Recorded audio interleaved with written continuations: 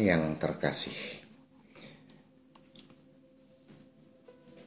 sejak pekan ketiga masa Advent, kita secara khusus mulai dihantar oleh bacaan-bacaan kitab suci untuk merenungkan secara khusus pula tentang kelahiran Kristus, peristiwa inkarnasi, Allah menjadi manusia. Bacaan Injil hari ini berbicara tentang silsilah Yesus Kristus. Injil Matius bab 1 ayat 1 sampai 17 mencatat bahwa terdapat 42 generasi terhitung sejak Abraham hingga Yesus.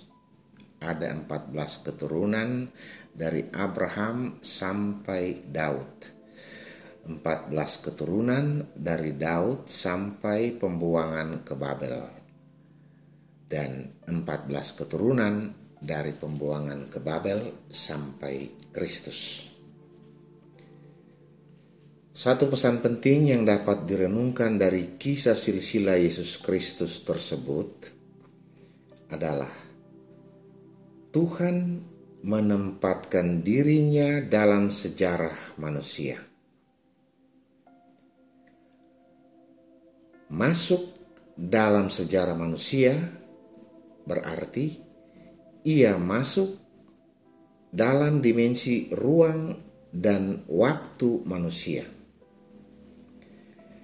Dimensi ruang contohnya ia lahir di kandang Bethlehem di daerah Yudea.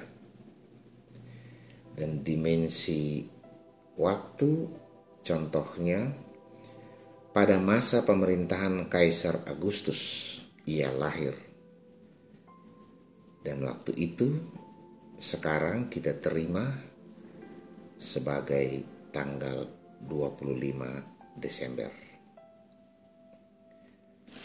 Begitulah Allah tidak mengurung dirinya dalam kealahannya, tetapi ia meninggalkannya dan turun menjadi bagian dari kemanusiaan kita. Menjadi bagian dari urutan silsilah manusia. Dan itu berarti juga menjadi bagian dari sebuah generasi manusia. Maka Allah memang benar-benar menjadi manusia itu sendiri.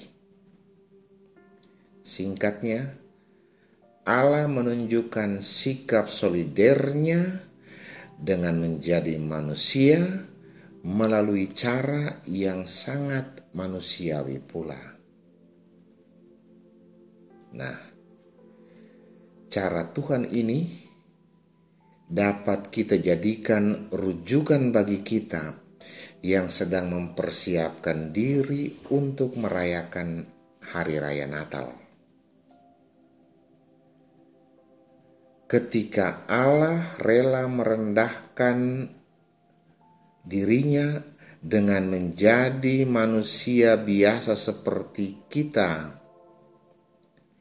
maka apakah dasar kita untuk berpegang teguh pada kepandaian, pada kekuasaan, pada kekayaan, dan pada 1001 macam kelebihan kita sebagai sesuatu yang perlu membentengi diri kita, yang memisahkan kita dengan sesama kita yang lain?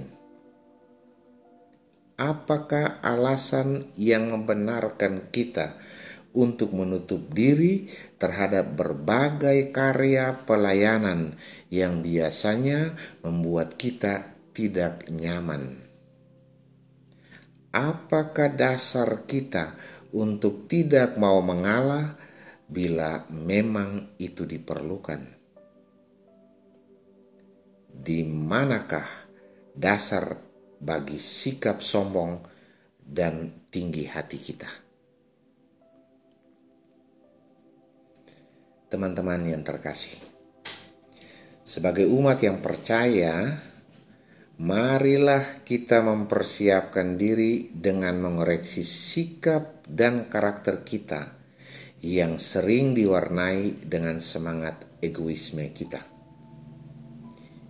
Kita ganti semangat egoisme itu dengan semangat altruisme seperti yang ditunjukkan secara radikal oleh Allah sendiri, seperti yang dilukiskan oleh Santo Cyrilius dari Yerusalem.